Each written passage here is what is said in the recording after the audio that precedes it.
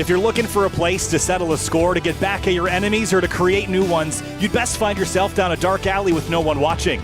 It just so happens that if you're in a 3,500-pound race car, the best place to go happens to be in plain view of over 150,000 people. And don't try to run, don't try to hide, you'll just find yourself going in circles. This concrete bowl of bent fenders and brutal battles has long been a spectacle, and tonight it kicks off the first round of 5 in the Area Cup Series playoffs. So you better be ready with some brass knuckles and a crass attitude before someone junks your season in pursuit of a championship. There's no better place to brawl than Bristol, Tennessee, to fight in the last great Coliseum. It's 200 laps tonight at the world's fastest half mile, and we'll see whose bloody knuckles seal their ticket to the next round of the playoffs. Hi, everybody. Kyle Heyer, joined tonight by Finian DeCuna, Eric Wineland, and Hunter Slappy. Finian, welcome aboard the last great Coliseum. This is the perfect place to settle your score or maybe create a new one. Yeah, we'll see. I mean, hey, we just started the playoffs here. This is going to be the first round for the playoffs in all 3 series here, and they're all going to be here at Bristol. And then what a fitting place. You talked about gladiators duking it out at the last great Coliseum. Well, we reduced the amount of gladiators competing for the championship from the 40 eligible for the season down to only 12, and it's only going to get lower as the playoffs go on, and those are the current 12 at the moment. Jake Matheson with the biggest lead coming in from the regular season, and they got the couple drivers that are currently sitting out, but only by a couple points. But hey, all it takes is one bad race to ruin your chance at a championship. Yeah, especially for the guys at the top, Matheson, Nichols, and to some degree. If you have one bad moment, it's going to cost you big time. And those guys, they can afford it because they have such a big points gap. But you look down the order with, let's see, Beckner, Curran, Cedric Hunter, Matthew Bell, you have no gap to cushion your blow. Not even James Scioli. He's on the outside looking in. He hasn't had a good regular season at all. Good enough to make the playoffs, but not good enough on the point side of things, Eric.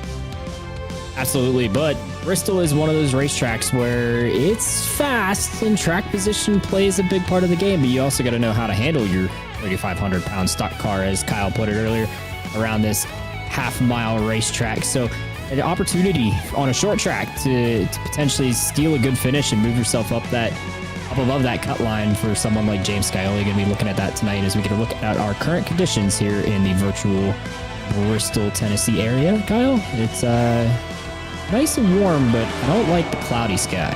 Well, can't guarantee a rain just yet. Maybe give us a couple more weeks and we'll see some rain here at Bristol, Tennessee. But the weather is, I'd say, a bit warm. 81 degrees in the air, 86 degrees on the racetrack. It's only going to get cooler, though, as the night goes on, Finian, because we're heading into the nighttime. The nighttime is the right time for Bristol racing as qualifying is underway here. You'll note on the left, 3 different colors, white, yellow, and red.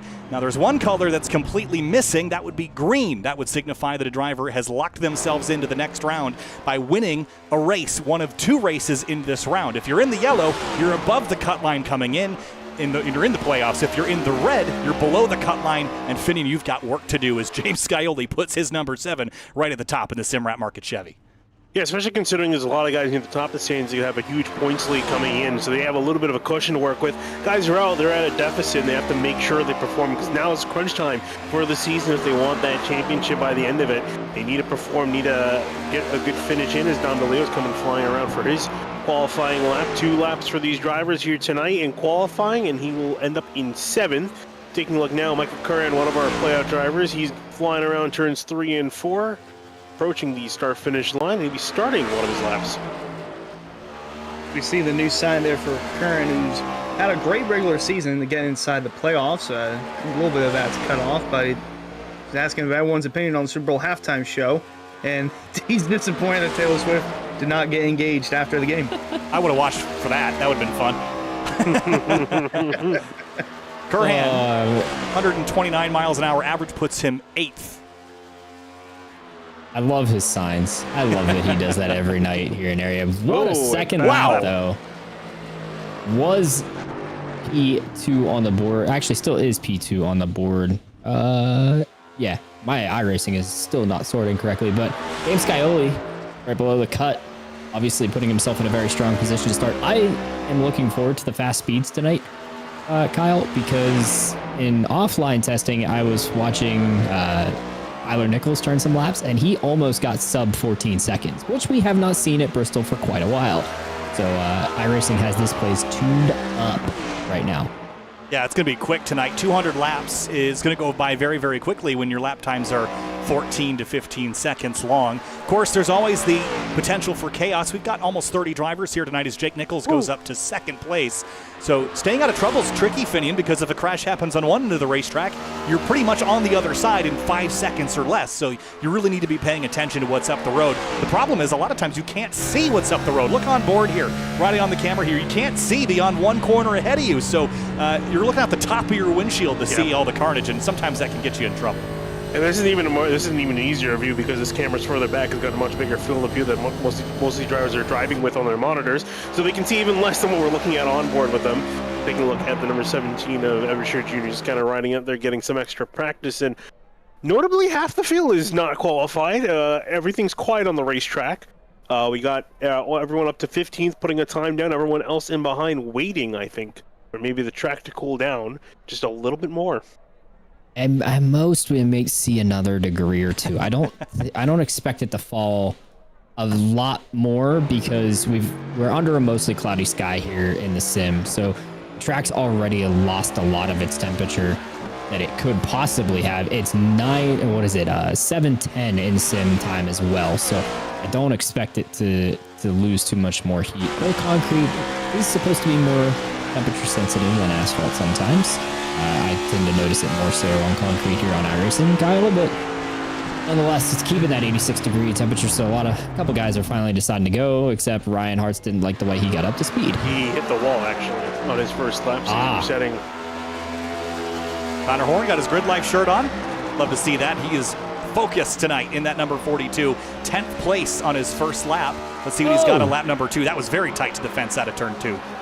Yeah, really tight playing with the walls there, almost got into it. Was just able to keep it off. Was the lap quick, though, is going to be the big question as he comes rocketing across the line. Only quick enough to put him one place up into 10th. I don't think he was terribly happy with the race car there. You saw how much he was sawing that wheel on the exit of turn 2. A little more snug off of turn 4, but not on the edge of grip tonight, Hunter, as we see Ryan Hartz go P3. Yeah, he actually has the track record, or I should say had the track record, because it was 2/10 slower now than what we're running. It was a 14.498 the season ago, and third quickest, but the track record is currently at the hands of James Scioli. Jake Matheson getting up to speed here in the number 56. We'll see what he's got. And whoop, big slip and slide out of turn 2 here. We'll see if he can put himself up on top of the board. And across the stripe.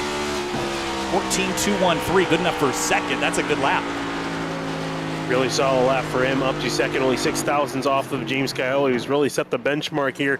Everyone's gotten close, but not able to surpass the number 7. We still got some guys waiting to qualify. Matthew Bell jumping out on the racetrack. Blaze McKinney jumping out of the racetrack after his surprise win last week. And he's now getting out there, seeing what he can prove. He's been decently quick, not had the consistency this season, but that lucky win at Talladega, he's in the playoffs. He might have something to prove here.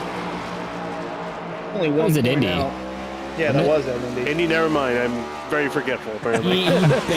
He barely made it through in the wrecks that we had at Talladega. Yes, that's what I was top thinking. 20. That is what I was thinking of. By the way, Is that a burger next to his name? What now? Oh, that's a Wheat burger reference guy. to a YouTuber. Oh, okay. I know you guys will talk about it Thursday, but man, what a heartbreak for David Weishart. The game crashed mid-wreck, and he didn't get to cross the line to get to the top 20s. It almost reminds me of really Justin Munsell getting wrecked by that lap car at Talladega a couple years ago. I remember that. He was a shoe-in, and then all of a sudden, bam, day's over. The championship hopes are over. That's how quick things can happen. And that was at the biggest track on the schedule. This is the tiniest track. Everything happens so fast. We'll see what Brad Slaughter can do here in the 83. See what he can do. Ooh, gets a little bit tight out of turn 4 across the line. Wasn't quick enough. Let's see, 4th. Pretty solid lap for him. Still has one more lap to go. Some drivers a little bit better on the first, some a little bit better on the second. I think he was pushing hard on lap 1. I'm not sure if he's got anything. Oh, he's too tight. Gets the wall, so I think it's going to validate either way. I liked the line. He was the middle of the track, kind of right on the first seam. There are seams here at Bristol. They're hard to see unless you're actually in the cockpit, but as we see Bryce Senesac take probably pretty easy, right? He's already completed his run, so he's just cooling down. 26th place. That is going to be a tough night. coming from almost the complete back of the field. 4 drivers did not put down any qualifying time. Ray Slade, Ed Robertson, Blake Hopp, and David Weishart. They will all start at the rear of the field. Boy. Oh, boy, indeed. I don't really want to start behind a lot of cars at Bristol, of all places, but that's just going to lead to a long night ahead for them, long road ahead. But there's a look at the point standings, which we'll be looking at all night long. Just keep an eye on who's going to be moving what. That's going to be updated live time, or I shouldn't say live time, relatively close to live timing, as fast as we can do it manually, because we do not have the budget of Fox or NBC for that matter. You mean it's Eric's responsibility tonight? Yes. You'll see it change right now. I got my hands full. As we add the bonus points for 0 incidents. There you go. Semi-lifetime. Hey, Blaze McKinney now 1 point below the cut line. I mean, imagine if we had the budget that Fox had. Oh my God. Man, wouldn't that be nice? I'll just make sure to Nice. charge about We'd be $1.8 10 million times an hour, and we'll start there. Oh, hey, do not forget James Scioli bonus point. He's on pole. Oh, yeah. That will put him above the cut line by 0 points. And race fans, make sure that you subscribe to the Area iRacing Twitch channel. As a subscriber, you'll have Area iRacing emotes to use in the chat. You'll also earn double channel points as a subscriber that you can use to redeem for free merchandise, all at the price of just $5 a month. The race is just moments away as the checkered flag falls here on the warm-up. And boys, we're headed to a 200-lap race in Bristol, Tennessee. Once the pace laps are up and over, we're going racing. Survival of the fittest.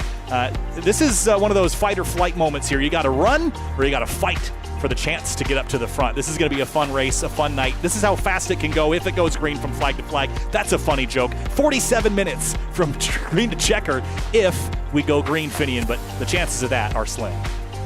Yeah, I think they are pretty slim, but who knows? You guys could surprise us depending on how things play out. Really, it depends if these guys are going to be willing to, feel this race out, or they're going to be gunning it from the get-go, especially the drivers that didn't qualify too well and are closer to the back. All right, we're going to kick off our starting lineup here, sponsored by HelloFresh. Look and eat healthier in 2024 without having to spend extra money. HelloFresh is here to help.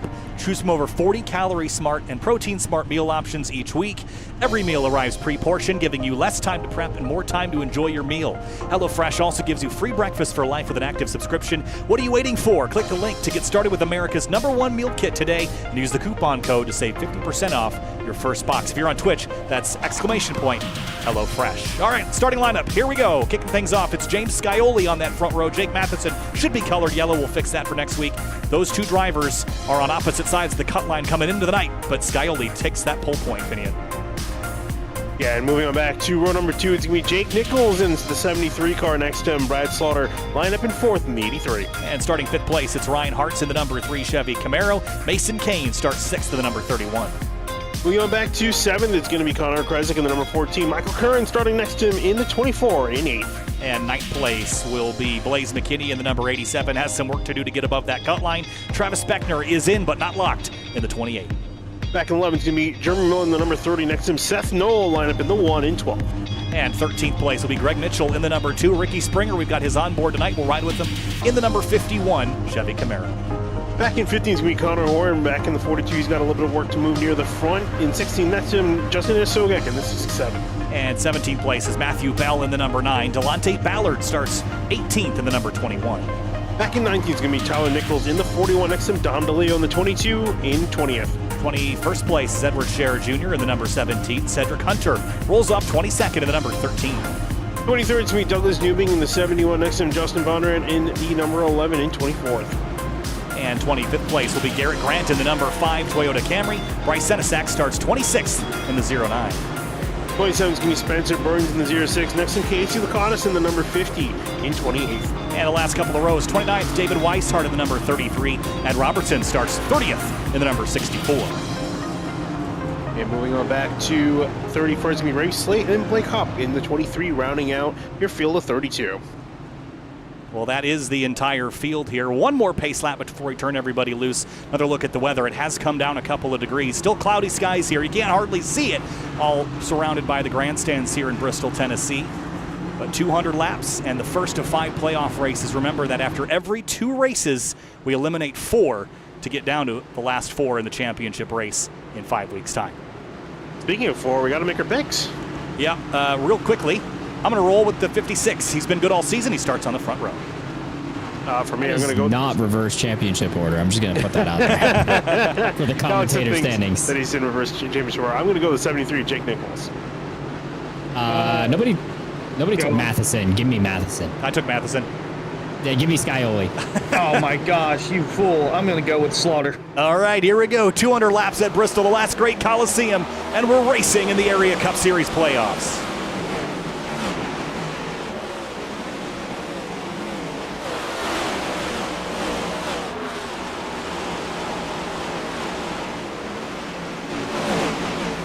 Lap one's done just like that. Across the stripe, Matheson leads Scioli, Nichols to third, and everybody scatters trying to find room to race on this world's fastest half mile.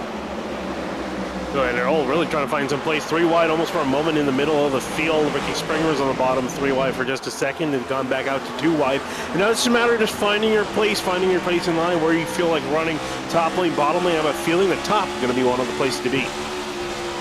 There's Springer cutting the door off from Connor Horn, currently running 15th on the track. Yeah, it's a mixed bag early on. Got some guys around the bottom, some guys running the top, but I feel like later on in the run, we're going to see a lot of people move up to that outside line. Ricky Springer moving forward in that number 51. He's got the outside lane packed in. Just ahead is Greg Mitchell in the number 2 Ford. Matheson's put 0.3 of a second on. Couple cars scattering in the background here. Edward Scheer Jr. is down on the runoff area, trying to get out of the way. Didn't like how that car came off turn 4. Yeah, got a little bit loose, and we've seen a lot of times when people keep the car snug on the exit on the inside of turn 4, gas up a little bit too much, that car can get loose. So already see one driver fall at the moment. Here's some battling going on. Not Ricky Springer, Brad Slaughter falling back quickly. He's already back to 11th, started in 4th. Had a pretty poor start in general, but he's just been slipping back slowly but surely. I'm wondering, is he trying to be a little bit more conservative on the tires? He's just not feeling out the car. Could be because they picked him last second. It's early. Hey, by the way, I caught up in the points, but now that I caught up all of my picks, I'm only a few points behind Finian, so I'm calling that good. Still have 0 wins to my name. I guess consistency is the key. As that's Dom DeLeo in the 22. He's been riding way up next to that outside wall and has effectively gone nowhere. Started 20th, he's running 19th, but making me nervous with how close he is to that outside fence.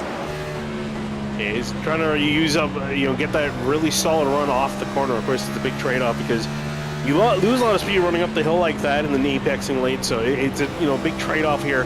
That's what you love to see with multiple lanes in use, and we're seeing a bunch of guys up near the bottom, up near the middle, up near the top, just trying to find some sort of speed down the field all the way up near the top though. Looking through the top 10, Beckner and Knoll are the biggest movers of the race, as Beckner is the biggest one so far.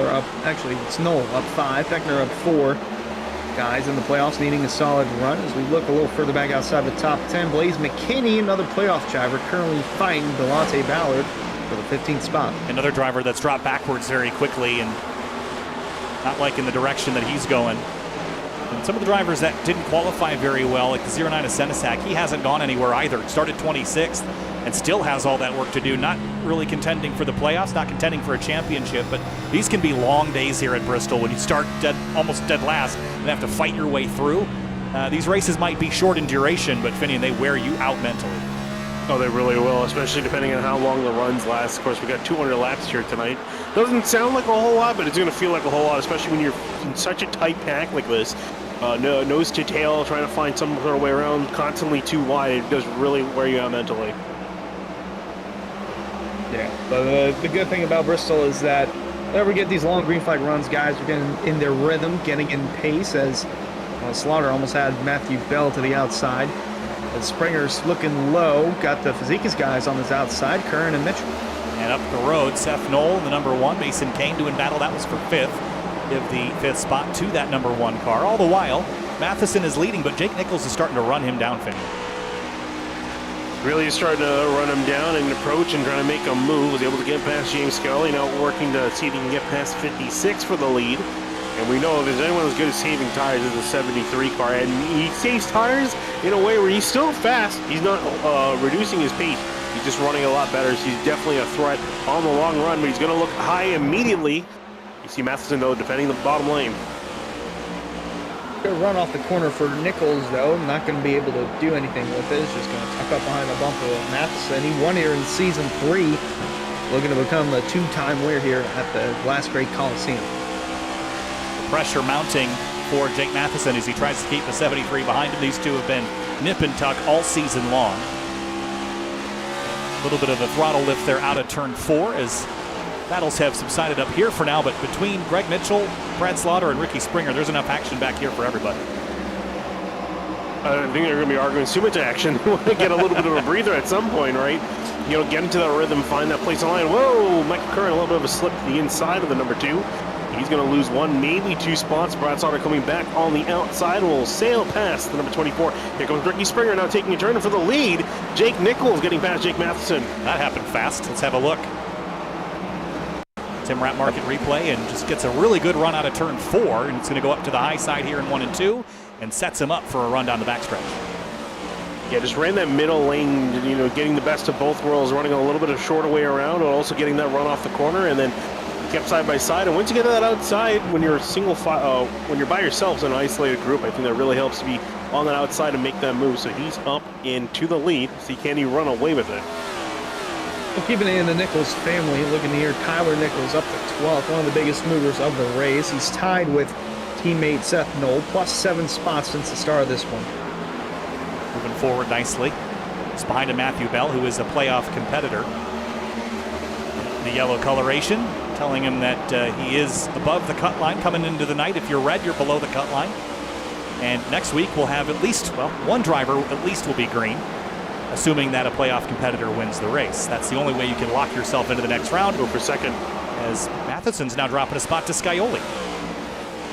And Scioli caught him sleeping in turns 1 and 2, got a great run. I think it's just, again, a lot of it's going to come down to that setup. You have to set up a couple corners prior to then get a run and be able to move to that outside. And I wonder if this is also maybe Matheson pushing a little bit too hard early on, and now he's starting to pay a little bit of that price. There's Beckner still on the climb up, although he's been losing a couple of spots here and there. It looks like the outside lane's really starting to kick in the gear, and guys on the bottom just not able to do anything.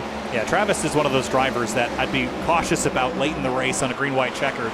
Look at the focus he's got on his face right now. He is not shy and won't hesitate to knock you out of the lane to make the move. We've seen it in the past at big tracks. Give him a small track and an excuse, and it won't take very long. Seth Knoll looking at it as you see the 20 go to the inside. He's been setting up a run on Ryan Hartz. He's on his bumper. Just trying to see if he can get away past him. Greg Mitchell, too. Also, he's been making some slow progress forward, so this 2 car may be one to watch as well, even though he's not in the playoffs. He's got a quick car tonight. Also up 7 spots since the start of this one, as he's now on the outside. Nope, the door is shut from the one of Knoll, as now he's going to be able to have a run on the outside of Knoll. No, still not going to have big enough of a run. I think a common crash here is trying to shoot that gap on the outside, leaving a corner right here.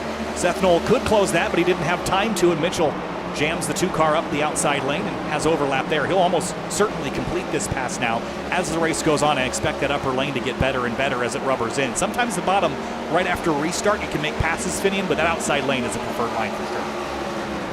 Yeah, and I imagine for Noel that was really frustrating because he's trying to work up the number 3, had a solid chance to get by, but then Greg Mitchell's in his mirror constantly making moves. He had to make a choice between making a pass and defending, and actually might get past again now as we're riding on board Ricky Springer. He's trying to get past the number 1, and Seth Noel also defending from Brad Slaughter in behind. Almost essentially a 3-way battle here for 4th place. Sorry, 5-way battle for 4th place. Quite a climb to the top here for Springer. Start all the way back in 14th. Belt also up 7 spots. A lot of guys up 7 spots or so since the start of this one. Battle deeper in the field. Delonte Ballard and Mason Kane, both in cyan and white tonight. At least Delante's got a highlighter green roof number to help for the virtual spotter this evening. And whoa, big spin. Still got around. Oh. Caution out as he gets Newbegin drilled in the door by Douglas Newbegin in the 71. He'll pull away. Looked like Blaze McKinney got into the 67 there. Here's a look at it. Was right behind the 06 of Spencer Burns, and I think he's going to get some assistance from the 87 right here, middle of the corner. They're going to get kind of 3 wide here, and I don't know that he touched him to start the spin, but he certainly got into him at the end. Bam! Gets drilled. There's some net code contact initially that sent him back into the 87. It's kind of hard to see. Right there, you see him get turned by a Phantom, and then gets finished off with the actual car. And then you see Douglas Newbegin nowhere for him to go. He gets the door. much that Newbegin could have done about this. This is what I was talking about earlier. Incidents happen, and then they stop, and bam, you're in it before you can even look up. Yeah, he jumped on the brakes as soon as he could, but by that point it was too late, unfortunately. So he's going to have to sit on pit road and fix the nose of that car. All right, what do we think about pit to note stops? that Whoa. still. Oh, yeah, I did not expect this. I did not either. Interesting. Nichols is a lonely man staying out on the racetrack. Everybody else, except for Delonte Ballard, comes to pit lane. Well, I mean, they are going to still have to make one more pit stop, if I'm not mistaken, right before the end of the race. So I guess he's figuring, okay, there's definitely no way we're going to be going green till the end of this race, so he's going to be staying out. But we'll get him some official word as we got Eric Weiland here in the booth as you got guys coming down to you on pit lane. Yeah, absolutely. Definitely have that Eric action. I heard what you were getting ready to say there, Finian. Going to be 4 tires and fuel. You're going to see that up and down pit road right here. Get a good first test of how the tires just worked out on that first stint. I was talking to was Lucky Duck Motorsports and your leader, James Scioli, right there. The entire crew there feels that the new dynamic track model, that adjustment that happened in the latest build, is really coming into effect here at Bristol.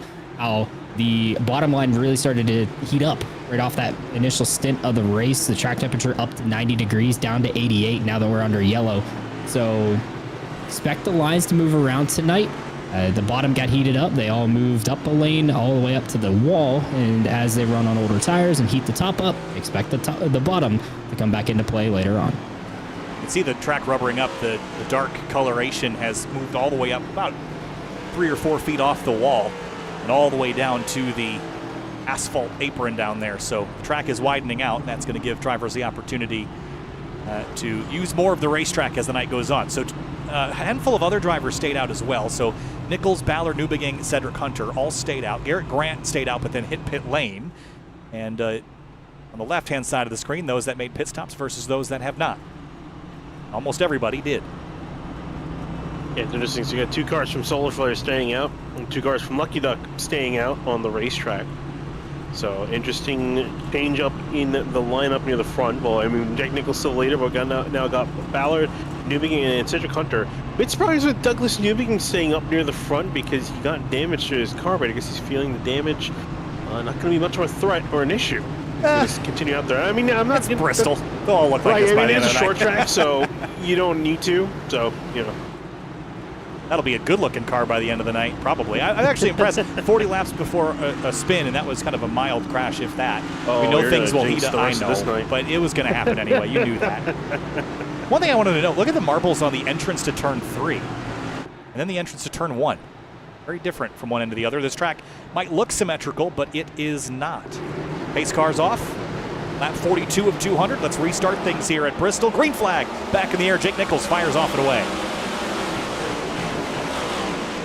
Off and away he goes. We'll see how much he can continue. It wasn't leading at the start initially. Now we'll be leading on this restart and see if he can scamper away as he go 3 wide for second in behind. This is going to get interesting. Oh, that's the Newbegin in the 71 who still has damage on the front of his car. 2 cars hard in the wall. Mitchell in the wall. slammed the right side, but he's going to keep rolling, and 3 wide now with Beckner in the middle. Yeah, you do not want to be stuck in the middle 3 wide. It's just a dangerous situation to be in. For Beckner's going to get squeezed again. We'll get past Newbegin on the bottom, so back 2 wide. Can now kind of try to sort himself out with Greg Mitchell. As they're all still fighting for position way back down the order as well. Springer's stuck behind the slow 71 after being caught up in that crash. He's just been anchored on that bottom. Everybody using every inch of the road. Points have been updated right side of the screen. Jake Nichols would lock himself into the next round with a win. Cut line is shifted. Scioli, where he's running, is above the cut line. Matthew Bell, Miller, McKinney, and Lakatos out for the time being. Springer had a big moment off turn 4 just then. Keeps it straight.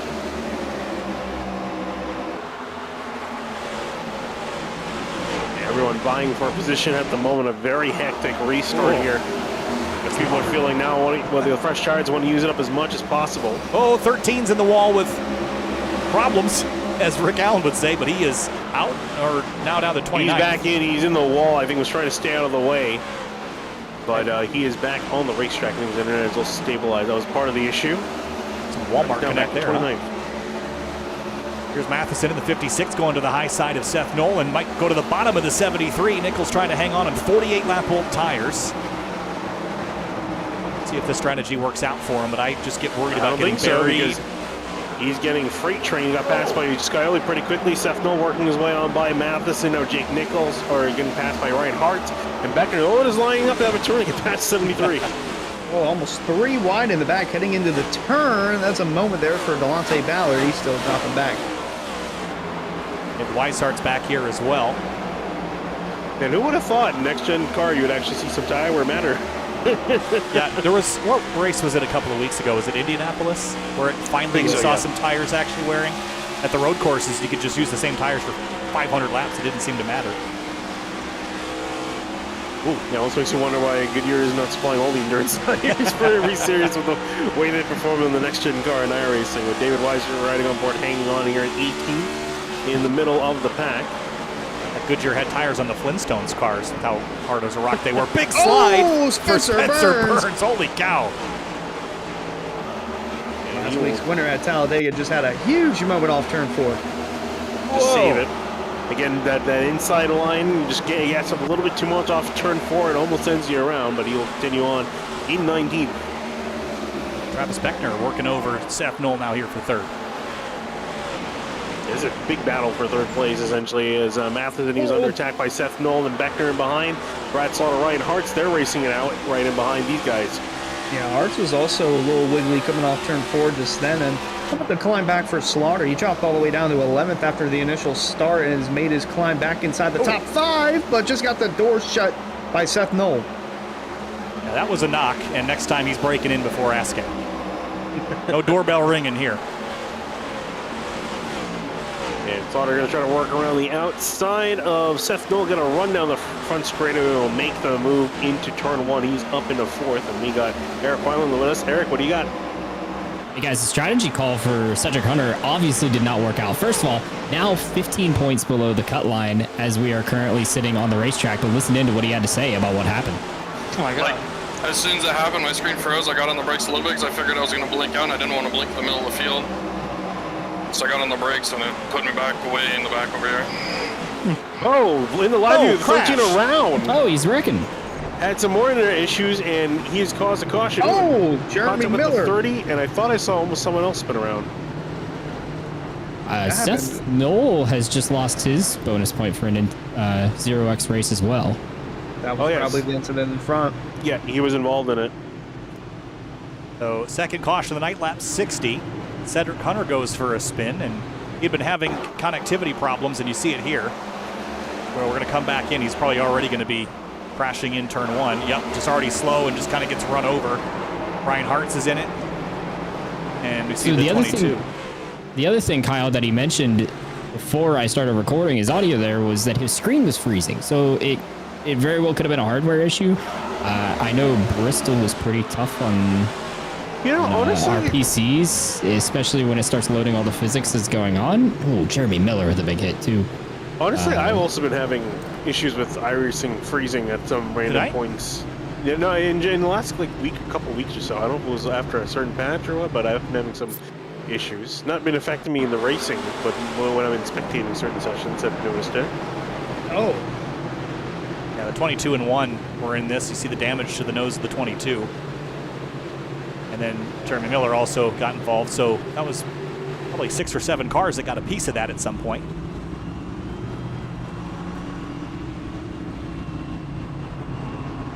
Leo's going to hit pit lane. I don't think a lot of others have. The group that stayed out the first time around, so Jake Nichols, for example, has come down pit road, as well as Justin Anasogiak, Delonte Ballard, David Weishart, and those on back there. Casey Licata is also on pit road. He needs something to happen. Casey has not gotten out of 28th to 30th all race long, so the 50 car is going to need to make something happen because he's starting to run himself out of time. 138 to go, Kyle. And as you said, these laps tick off quick. They do, and we kicked off the first, 38 laps or so in what felt like 10 minutes. So they can go by very, very fast. Lakatos, though, his strategy has always been to kind of play the alternate card. And I'd expect later in this race for him to start trying some things. If everyone pits, he'll stay out, that sort of thing. I don't know that he got here by being consistent. It seems like he got here because he threw some things at the wall a couple times, and some of them stuck. So It either is going to happen or it's not, and I don't know that Lakatos has got consistent pace to make it much past the first round of the playoffs, but I've been proven wrong before, and we'll see what he can do. Hey, I mean, is there anywhere to kind of throw something at the wall and hope it sticks? It would be Bristol. So well, everyone's going to hit the wall. I just don't know that many are going to stick to it tonight. So see how it plays out. He's going to probably have to rely on some unorthodox strategy to get himself some solid points, because a lot of his other competitors are really quick tonight up near the front of the field. Well, not to mention, on the outside looking in, he's the only one that hasn't gotten into any carnage. First Yellow, Blaze McKinney, and Anasogak, and then just recently, Cedric Hunter having connectivity issues, and Jeremy Miller getting into him. Yeah, staying out of trouble's hard here. Hit the one to green, double up behind the pace car again. Two of those guys were below the cut, and it may make Jeremy Miller's night longer. Currently 6 below. We'll see how things pan out. Field doubles back up again. 2 drivers out. Cedric Hunter is one of them, and Garrett Grant is the other. The other 29 cars still running and rolling, all in the lead lap. Yeah, actually, Garrett Grant was disqualified. I don't know from what or by what. Yeah, that's interesting, because he did start the race. He made it to lap 48. Yeah. So I don't know what caused that. I'll look into that as we get ready to go green.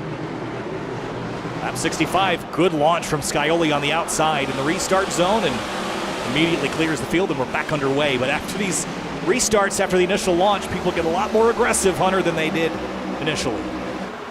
Oh, absolutely, and especially if you're second, restarting in the second spot, because if you're the leader, you can have all free reign that you want, especially where the restart zone is. You see Mitchell duking it out with Noel on the track for 6th. Noel's going to drop to the bottom here. Ira Presik rocking a new livery here tonight. Apex Racing on the quarter panel. He's going to jump up to the high side and try to drive around the Ford on the bottom. And Jeremy Miller, with that damage from that previous crash, doesn't seem to be too concerned about it, and I wouldn't be either. I don't think a minor impact like that's going to hurt you a lot. You could probably take a pretty major impact before your night is going to be put in jeopardy here. Yeah, I would think so, but going to be riding on board with him here. Ooh, it's a massive run off of the corner. Had nowhere to go because the 2 is in the way. And then now riding on board. Ooh, do we have caution? And we do, and it is Douglas Newbigging and Delonte Ballard potentially. I think so. They look slowing off pace. What happened at the back of the field? Let's have a look at it.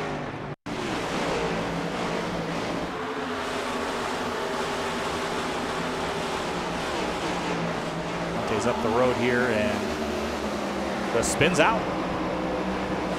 And then right across the 09 of Senesac, too. I thought Newbigging was involved, but he was not. He was just behind the field. Just drops off the high side, and Senesac finishes him off. Puts him in the wall. So simple wreck will just have just one driver involved in that one. I don't think we'll see pit stops here unless you think you can make it and you're just going to drop to pit lane and go for it. Eric Wineland's on pit lane. What you got? No, I'm not expecting anyone to come down for a pit stop here. We literally just got back to green, and then we had a quick spin. So I did want to clarify for Finian, the Garrett Grant EQ happened because of improper pit exit. Yeah. Not once, not twice, but thrice. Oh really? 3 times? I saw once. He repeated it 2 more times before he finally got off pit road, and then thought, screw it, I'm DQ'd, did a couple donuts, and left the server. so just for reference, go ahead. He drove over the blue line, which I don't know why he wouldn't have been prompted by, I mean, I imagine he was prompted by iRacing. That was problem number 1. Then he did it again and again. Fool me once. I don't know what the point was. So for the longest time, let me just explain this for those that don't have experience with this. The longest time in iRacing, the pit lanes were always treated completely separately, whether it was cautions or not. The rule in real life is that under caution, you treat pit lane as one giant pit lane because it's split into 2. See the different pit lanes here? The rule in real life is under yellow, you treat the pit lane as 1. You enter off of turn 2, you come down pit lane, you go around the apron in 3 and 4, come down the front straightaway, and then you can leave and depart. Under green flag conditions, you can pit on just the side that your pit stall is on. A couple of years ago, iRacing added another version of the racetrack here in iRacing because they don't have that complex rule. It was dual pit lanes all the time. Now you have the option of selecting pit lane to always be the big one or always be the split ones, but not both. So you'll see in 1 and 2, you can merge right up onto the racetrack. In 3 and 4, there's that blue painted line. You have to stay below that.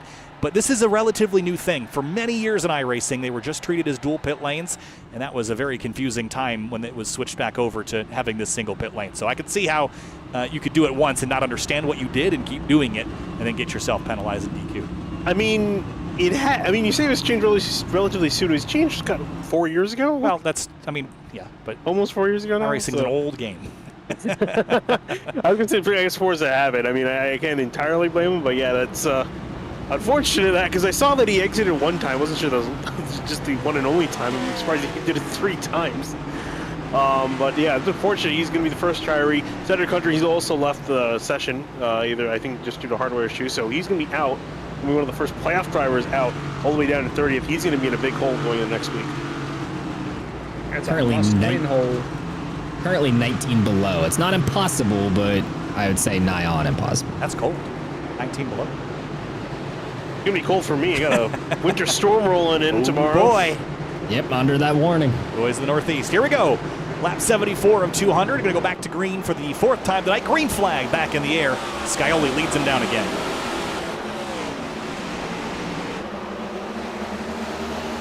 Solid run off of turn 2 for both of them. A little bit more chaotic in behind.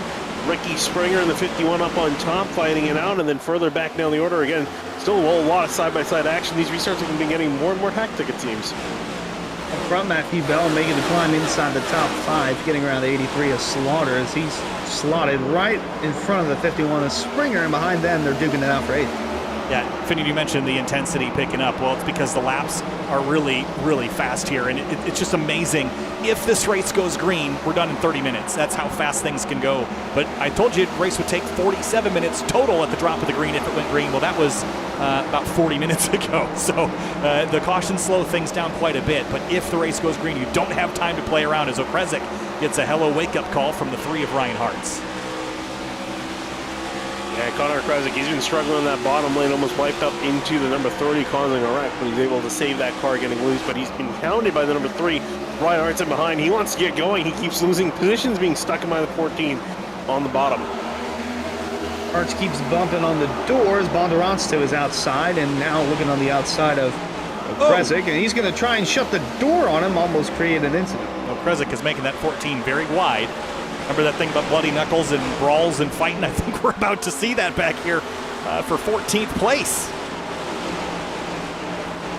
And he's going to fight out for no matter what position's on the line as they continue off into 3 and 4 now. It's going to be Hartz on the bottom, Okresic up on top, trying to get on by. And for Hartz, I think he's just trying to find some sort of place in line, at least get to the top side, because otherwise he still feels like he's losing out. And David Weishart looking to his inside, the number 3. Start from back in 29th, has made the climb up 13 spots, but is fighting a loose race car as Nichols goes past him on the outside. Yeah, you can see the counter steer on corner exit, just struggling with it on the bottom. Big right hand steering there, leaving turn 2, and then big dive into 3. Turns down the track, and Hart's struggling, but that bottom lane is so hard to keep momentum rolling, and Weishart's going the wrong direction. He's going in the wrong direction until he can get up on top. There's Blaze McKinney in the number 87 car in 17. Trying to roll that high side, and finally Weiser gets a place in line. That's where Burns drops to the bottom, you fool. Those are the last 2 race winners in the Cup Series, side by side on the track. I guess Whoa, and Burns, oh my goodness, another moment off turn 4. Very tight. Up front, Scioli Matheson 2/10 apart. And Travis Beckner has made his way up into 3rd and continues to be a threat. All the while, Connor Horn working his way by Jake Nichols, or vice versa. I think Nichols has got slightly fresher tires, but is on the bottom of the track, as Horn now has Mason Kane hounding him in that cyan and white car. I think he was just able to shoot on by the 31. Up ahead, Jake Nichols trying to work past Jeremy Miller on the bottom, where we're not seeing many passes, but he'll get it done right there in 1 and 2. Solid pass for him. He's up into 9th. Yeah, he's made a steady climb up inside the top 10 since this restart. He's now looking underneath Mitchell for the 8th spot on the track, and it might have enough of a run to clear him. Nope, not going to be enough this time, maybe through 3 and 4. Mitchell not going to concede this just yet. Going to drive up the outside lane. A little feisty further up the road. How about Matthew Bell is having a quiet night, Finian, but he's running well. That is good news for the number 9, who comes in above the cut line in that yellow box, yellow number box. But nothing's guaranteed, so the closer you can get to the front, the better off you are.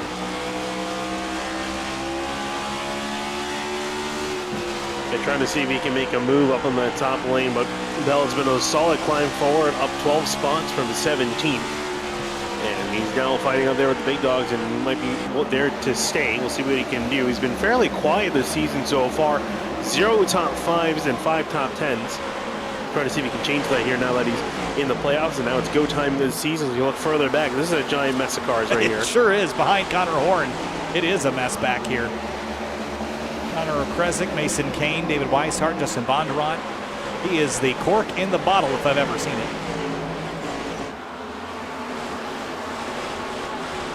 Yeah, now they're all trying to get away from him as much as fast as possible. Jeremy Miller stuck on the bottom, 3 wide for a second. Connor Kresick shooting through the middle. This can get ugly. And David Weishart also in the middle, 3 wide for a second. He has to back off. This has the recipe. I almost said recipe.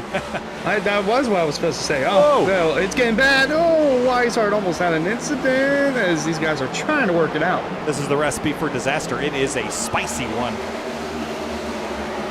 There we go. David Weishart going to the inside of Jeremy Miller, 3 wide again. The tongue hanging out. He is working hard right now.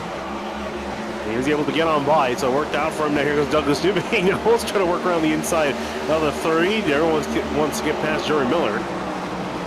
Wise man once said recipe. That's the word I was trying to come up with, but it's actually recipe. Weishart gonna try and close in, but you see the tongue hanging out. I love that. You really get a good perspective of how hard drivers are working and how pumped they get and how upset they get. Have a look at the points picture again as we are working lap 97, almost a halfway in this race. Jeremy Miller with where he's running on the racetrack in 21st. He's now below the cut line, and that gives Michael Curhan a new lease on life up there, currently in by 3 points. Yeah, I'm not surprised that Jeremy Miller is dropping so far back. He seemed to be pretty quick early on, at least quick to be inside top 10, top 15, approaching the top 10. And now it's kind of really fallen off the page, seeing that reflecting in the point standings now that he's kind of been kicked on out, and everyone else that's essentially in running pretty well. In fact, most of the drivers running well inside the top 5 or top 6. You can see we got, what, 6 drivers, 6 playoff drivers in the top 10? Yes, sure do. 7 actually, sorry. 7 is Madison, yeah. Thought he was 52. Made that mistake last week, but Finian caught it. And this week, I made it again. Why do you think he's the 52? I don't know. Something in my brain. Maybe it's all the stupid I got packed between my ears. Here's Spencer Burns in the 06. Delonte Ballard on the bottom, and the aforementioned Jeremy Miller. Now, I didn't think that damage was hurting him, and I still don't think that. But he needs to find some track position, guys, and we're past halfway and quickly eating into those last 100 laps. Oh, I was told that he's 52 in the trucks. You need to get everyone on the same page. Oh, Tyler Nichols straight for the wall. Yeah, he's still bouncing off it there in the background, isn't he? Bryce Senesac still trying to recover his day. Loosely involved in that previous collision. I don't think he has any real damage to speak of, but didn't help. 41 bounced off the fence again. It is a fight to the bottom here, back here, isn't it? They're 2 and 3 wide, fighting for 27th. Yeah, one update up near the front of the field. Jake Nichols got past Jake Matheson for 2nd place and got by pretty quickly. So that 73, he's trying to charge on forward up to the lead. Might have a battle potentially between the leaders soon because no one's really stopping that 73 car. Finian, the comment from the David Weishart Racing camp was, wow, tires matter. He effing blew past me is what David's quotes was. I don't have the... I didn't have the bleep ready to go, so I couldn't replay it for you guys to hear. But he said Jake Nichols blew by him and the rest of them up there, and he would not be Brad would not be surprised to see Jake in the lead very shortly. I'm surprised though, Hunter, because I didn't think tires would matter that much, but we are over a second fall off from our fastest laps. Yeah, interesting to see that, as this is a concrete track. There would be a little bit more wear and tear if it was a pavement track, but yeah, kind of shocked there, especially with the next-gen car. As there's the 41 still fighting on the racetrack, trying to keep that car going as he scraped the wall. Oh, 22! Don't touch him! Oh, and they're going to split him 3 wide. That's Blake Hoppin and Sogak, and Delia's going to be in the wall with Robertson behind him, and Lakatos gets a front row view for all of us. Well, that was a tough moment there. These guys are fighting really hard. This is about for 25th. These are the last guys on the lead lap, essentially. They're duking it out. They need to fight this hard because soon they're going to go a lap down. I mean, not that soon, but soon-ish.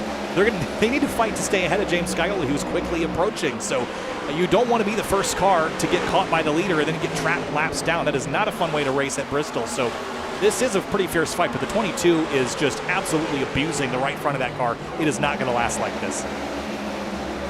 Yeah, so one driver I'm surprised to fall down the orders. Greg Mitchell, he's been dropping back like a rock. He's back in now 17th, almost 18th as Ryan Art's trying to get past him. Almost a little bit of contact between these two. Greg Mitchell only about 10, 20 laps ago was running in 9th up inside the top 10. So he's really fallen back pretty hard, almost as fast as Jeremy Miller. So another surprise drop in performance. And, you know, Hunter, you brought up the tire situation that, you know, yes, it's a concrete racetrack. You're going to see wear, but you also brought up that it's a next-gen car. And the reason we point that out is, you know, maybe this is true in the real world, but especially in iRacing, these tires on these cars have just worn like rocks. You can run them for 50, 100 laps, and they don't seem to care. And it's all come down to really fuel strategy versus the tires. But at a couple of tracks, Indianapolis and this one in particular, they've caught drivers off guard by how much they're wearing out. Could be the surface, could be the temperatures, could be a lot of things, but a lot of it is just how much load is going on the tires, which here is a lot. Look at this mess. Oh my gosh! Right on board with James Scioli, and look what he's got to deal with. They're beating and banging like pinballs in front of him. And look at all the cars in front of him. That's about 10 cars in that group. And he's just looking there, oh boy, I got to get past them. And he's got Jake Nichols breathing down his neck. I was about to say Nichols has caught up to him, and right at the most inopportune time for the leader as that lap traffic getting bigger and bigger in the windshield of the 7. He's going to wish he had headlights to flash, actual headlights to flash, or like a horn or something, because he wants these guys to get out of the way as fast as possible. Oh, they're 3 wide ahead of them, too. You might need to flash a gang sign to get through this brawl. This is wild. Going 3 wide there for a second with the 41 in the middle of all that. Oh, this is just pandemonium. You hate this as a leader of a Bristol race, but this is almost inevitable at some point. 80 laps to go. Pick the top, it's slow. Pick the bottom, it's slow. Oh, Jake Nichols trying to work his way on by on the bottom. Here he goes with the dive to the inside, battle for the lead amongst 10 different lap cars in front of him. Yeah, not to mention these guys, they don't want to go a lap down either, so they're going to try and fight for everything that they can. They're in the wall in front of them. That was Mason Kane, and another driver in front of them, can't tell. But they're side by side for the lead here in this big wad of cars. Where do you go? What line do you choose? It's going to come down to the luck of the draw. 3 wide for a moment. Scioli sticks the nose up the inside. Remember, he's below the cut line. He can't afford to be reckless here, Finian. He's got to play this smart, but he's got to go, and through the middle he goes. Oh boy, it's really a matter, you know, do you pick the bottom lane, do you pick the top lane? The answer to that is yes. Essentially, you really just got to go with what, find the lane that's moving, and what's got the less traffic and what's least chaotic, and then just got to pick and choose and just kind of hope and pray for the best, because you never quite know what these drivers up ahead are going to do. I'll say these guys might want to get on the outside lane because Kane's been in the wall, and I think Spencer Burns might have clipped it a couple of times, but they still have the 64 Robertson to get around. They might have to make it 3 wide in order to do so. Here comes Nichols, get a pass for the lead. He's got it, and Seth Knowles here as well. He's joined the party. We got one surprise driver on pit lane. Ricky Springer's come on down. Oh, this is just the worst. So there goes the one by Scioli. Now he has just been trapped up there. Contact with the 31 of Mason Kane sends him to the outside wall. Patience is out. He's dropped 2 spots in 2 laps. It's really starting to kick up here, and it looks like just as they get on through, Jake Nichols is finally out of the chaos for now. He's got fresher tires than everybody else here too, including Seth Knoll, who's running back down, but 20-lap fresher Goodyear's on the Jake Nichols car. Well, I don't think Seth Knoll's going to do anything too crazy. Remember, these two are teammates, so you don't want to ruffle up too many feathers, because now they're sitting 1 and 2, so really solid run for both of them. Nichols on through. Jake Matheson is just about also through the carnage, and he's actually technically able to gain time, as the 73 and the 7 pretty much paved the way on through for a lot of the other leaders to get on through the lap traffic. So, as I mentioned through that chaos, Ricky Springer had come on down to pit lane and is now back out there on the racetrack. And that was, I believe, a scheduled stop for him. Could be interesting if this goes green to the end, but I can't see it going green another 10 laps or so. Here's the issue. He is 3 laps down at the moment, and I'm hearing now David Weiser, he's also coming down on the radio. Green flag pit stops at Bristol. It has to have been years since we've seen that, Finian. I was going to say this race has been going very well. Exciting and thrilling, and a lot of green flag running. That means that a caution's going to come out.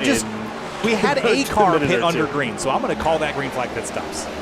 Yeah, the cycle is starting, and then we got a couple guys coming out. I mean, a lot of these guys are going to have to pit. We got guys almost 90 laps on their tires, and that's also 90 laps of fuel as well. So they're going to have to come down and make one pit stop. But yeah, it has been a very long time since we've seen green flag pit stops here at Bristol, if anything. Delonte Ballard with the face cam tonight. We're running just a hair outside the top 10, fighting for that 11th spot. Squeezing up the inside all the while. Seth Knoll has jumped to the outside of Jake Nichols and takes the lead away through traffic here. It's all about picking and choosing and maybe thinking 3 moves ahead. Skyley's run Nichols back down in the traffic, but Seth Knoll, no fear. He's going to drive right through the middle of everybody. Well, how about Travis Beckner? I see him. He's also going in the middle, 3 wide in traffic as well. He's trying to get past Connor Horn as well as a lap car, and he was able to skate his way on by. Now trying to go 3 wide again. These two have a history too. Oh, trouble! Oh, no! Connor Horn up into the fence, gets clobbered. Oh. Caution is not out. Not out. Oh, that is wow. catastrophic for Connor Horn. Not what he needed at all. Oh, that is going to be a big deal. Wow. Well, I just hope word gets to him that was not intentional from the 28 at all. Good luck convincing him that at Bristol. Eric Wineland, what you got for us? Eric Wineland. Hey guys, sorry, I was caught up in watching what the heck just happened on my screen. Caution out. Hang on, we got a yellow on the racetrack now, finally. And that will save the 42, the 06. I don't think he can steer. No, I don't think he can either. He's just grinding that thing along the apron. You see the left and right front are destroyed. I think you're right. He's apologizing on the radio, right, Finian? Yeah, he is apologizing. Some drivers, notably Ricky Springer, are really annoyed. A caution came out. And this is all because of the damage that he got right here after Connor Horn was trying to do his best to save it. Nothing he could do, went flying into Spencer Burns. And that 06 could not steer his car, and severe damage to the left front. I wonder if iRacing logic got fooled right here because there were cars running the apron to avoid the incident, and it didn't trigger the yellow. You could be right about that. I don't know if the 42 got sideways enough, though. It never was. Oh, that's pretty sideways there, isn't it? The cars behind are going to the apron. They're coming off the racing surface, so... Yeah, all Connor sees, I believe though. it may have fooled the logic of iRacing. I was coming up to talk to you guys about Ricky Springer and what his spotters, Dylan Lee, had to say about his plan. He's got a whopper of a plan. About pitting early, trying to make it work with green flag stops. Obviously, we saw that did not come to fruition. Ricky said the one thing he didn't want to happen was someone in the mid-pack deciding to lose it. And, well, they didn't lose it. They had help, but nonetheless, be interesting to see how race control calls this. So, guys, we're going to be about just under 60 laps to go at the restart. We are just getting started. Remember that whole back alley thing I talked about at the beginning? What? It's getting dark out. Oh. They're strapping on they're strapping on their boxing gloves now. I would argue they already have been, because I was looking at a couple different places throughout that last sprint. They're beating and banging all over the racetrack, trying to get past lap cars and some knocks here and there into the side and the bumpers. So it was getting aggressive already. And now with this caution coming out, it's going to get even more aggressive for the restart. Well, before we finish things out, make sure to wrap those knuckles up before you throw a punch with that SimWrap Market replay. Race fans, head over to SimWrap Market for custom iRacing paint scheme templates that are simple and easy to use, so it keeps you more focused on the racetrack. And it's been spicy, of course, tonight. Be sure to check out rickshotsauce.com for some of the best hot sauces made locally in South Florida. Try the Loxahatchee Classic, Golden Garlic, Palm Beach Pineapple, or South Beach Heat. Follow the Rick's Hot Sauce Rookie of the Year battle in the Area Cup Series and see which driver will take home that $100 prize as the highest finishing rookie in the point standings. rickshotsauce.com. All right, so everybody is on fresh tires and fuel. I think even those that are 100 laps in, Connor Horn is one of them. coming down pit lane now and has rolled on through. 4 tires and fuel and some damage repair for him. And Brad Slaughter Jr. still has 100 laps on his, but everyone in the top 15 is refueled, good to go to the end here, Finian, and now the goal is make it there. Yeah, it really is. It's effectively become a sprint now. We'll see. I mean, we had a really long green flag run right up into that caution that we never really usually see at Bristol. But that being said, there's a lot on the line here. Everyone's got fresh tires. Everyone knows how valuable track position is here, especially on these restarts.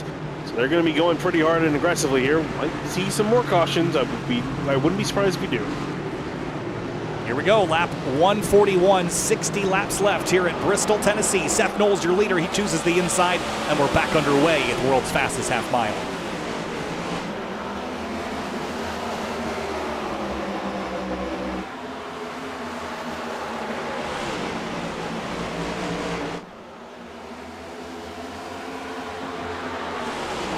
Seth Knowles taking care of the lead. Oh, and the caution's out in behind. David Weishart in the 33 is destroyed. Oh, man. That's huge damage on the front of the 33. He is gloves off. Second week in a row.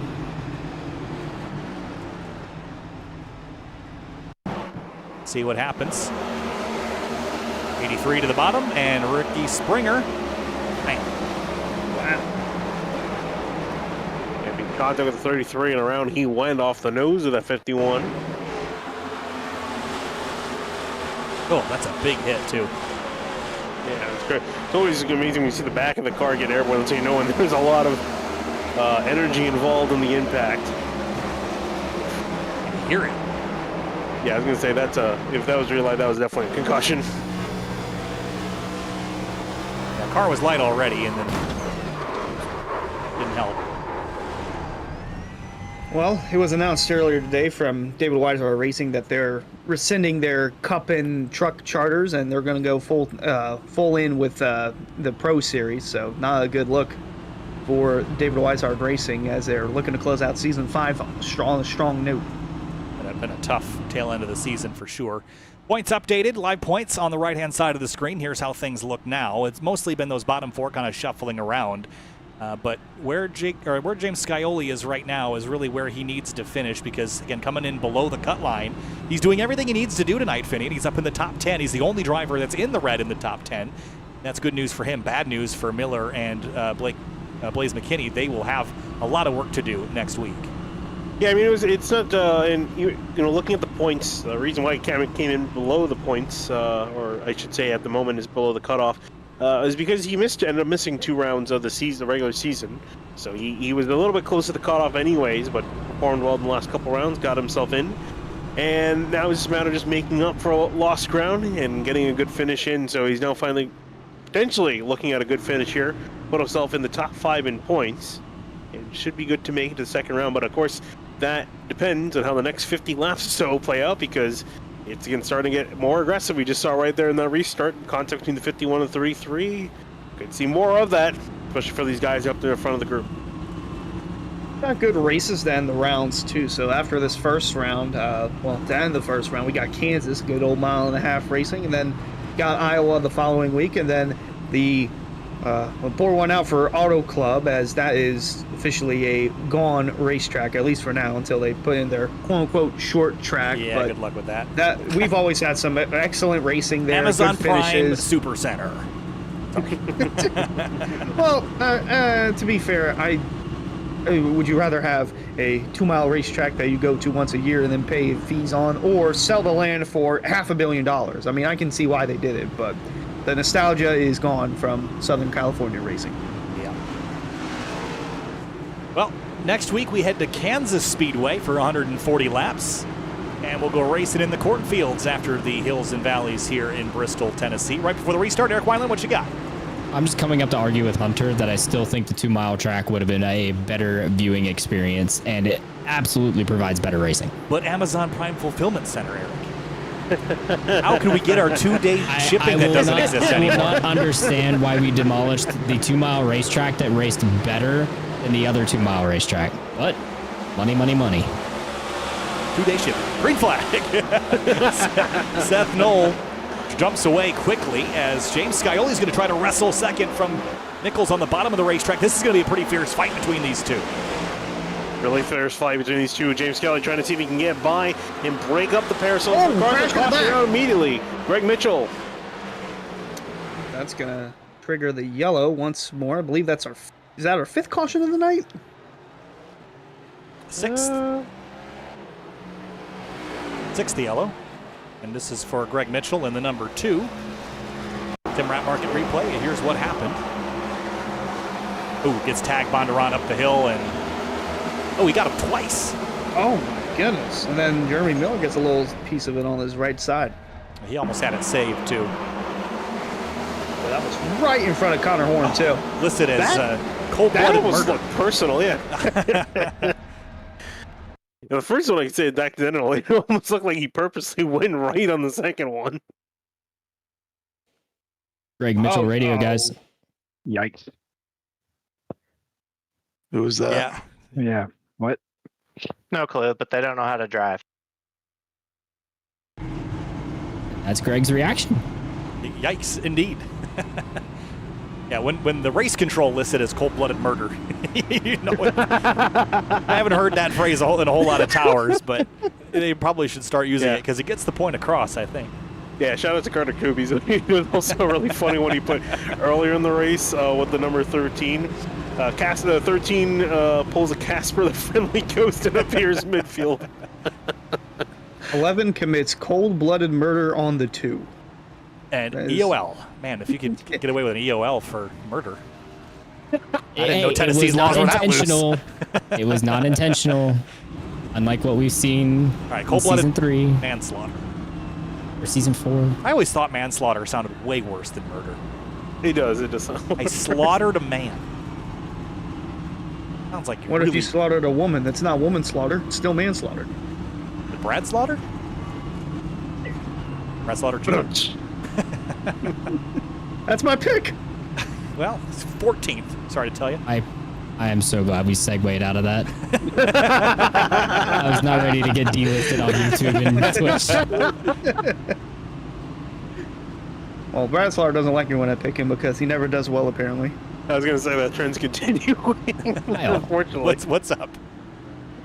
If you love Slaughter so much, maybe you can pick up some shop.areairacing.com merch on Brad Slaughter. Race fans, no need to fear. Winter is here.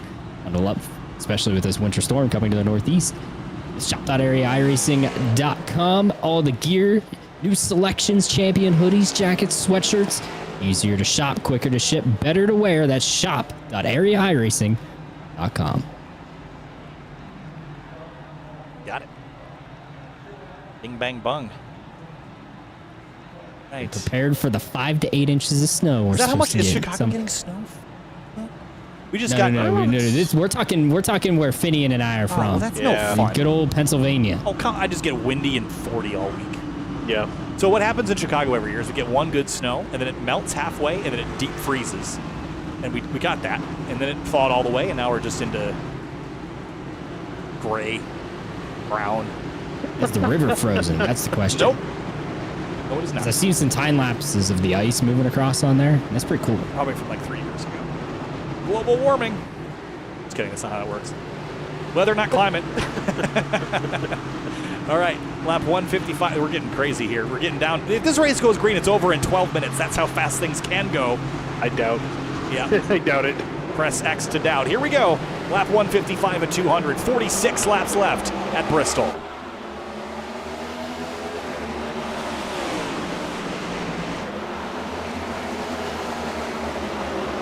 Guy trying to get up to pace, just fighting with Nichols and Seth Knoll.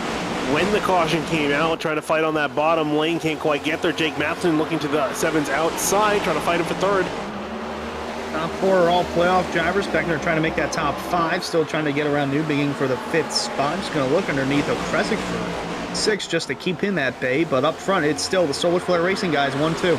Delonte Ballard and Justin Anasogak both had big slides out of the corner that time, but they gathered it up. Spin! Delonte spin! Ballard. Onto the apron and caution out. And another one bites dust. Yeah, I think it's probably going to be the same thing. Tires just losing grip on corner exit. There's a look. This will be a drive-through penalty this time. I think is this the second of the night? Is that why? Yep.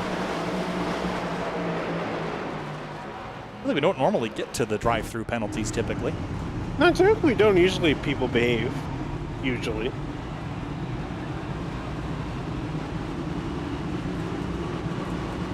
We're going to be under 40 to go, and you can only imagine it's going to accelerate the chaos up here at the front. Nobody has to pit, so it's just going to be track position game and restart games from here on out, and progressively the desperation will climb at the front of the field as it always does at the end of these things.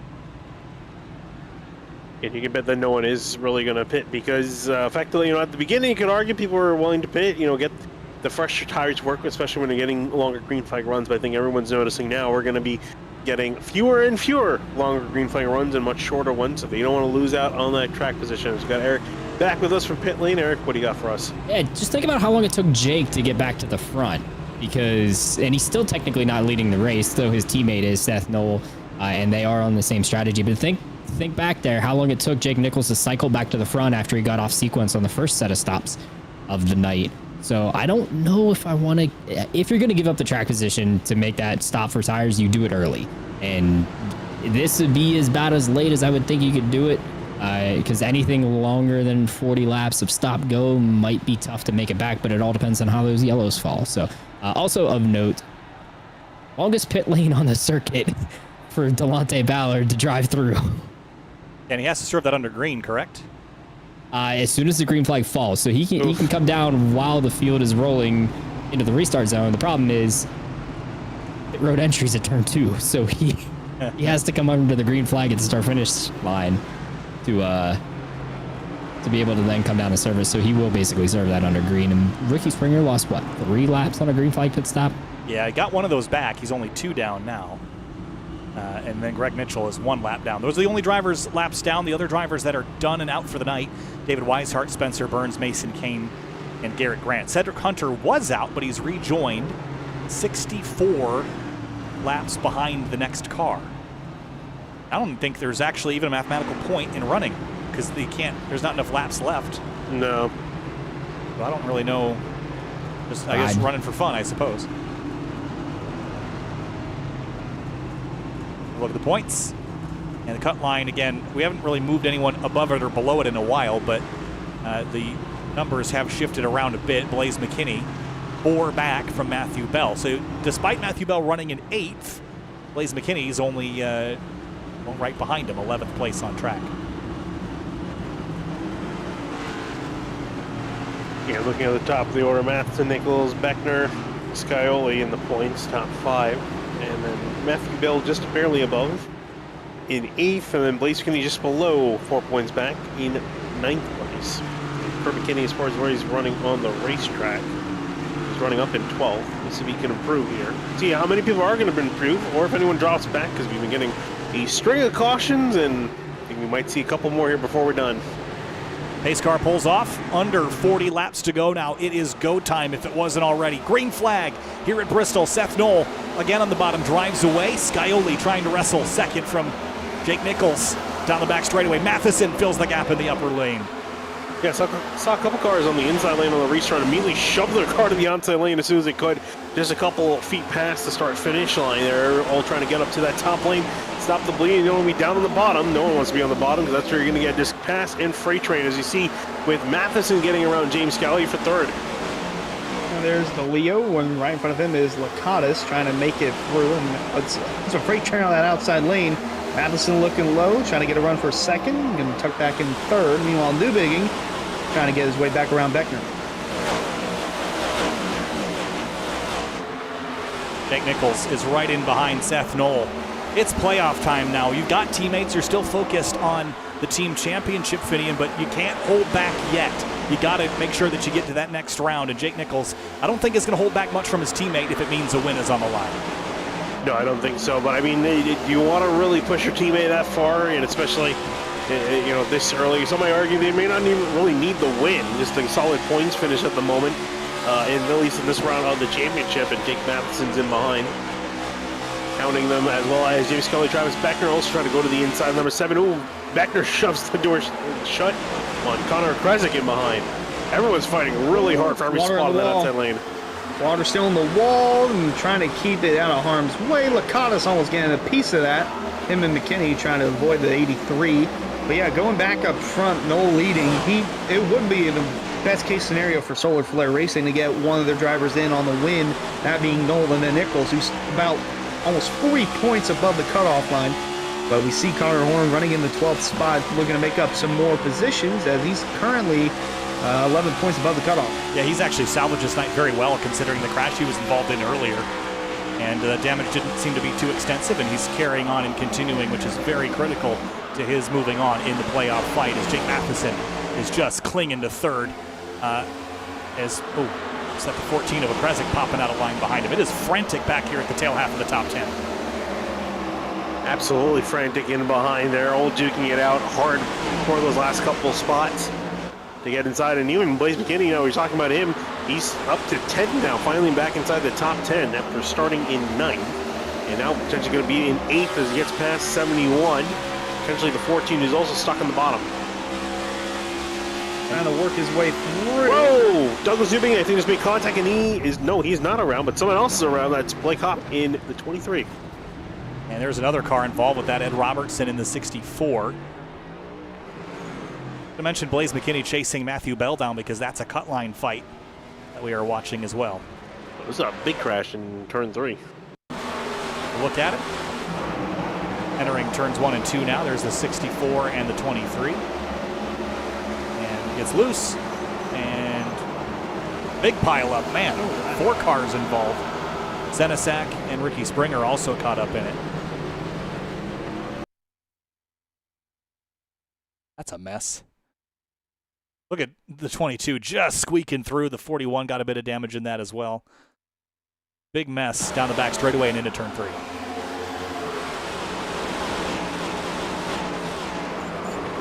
Ooh. Under 25 laps to go. Now what? Rack him, restack him.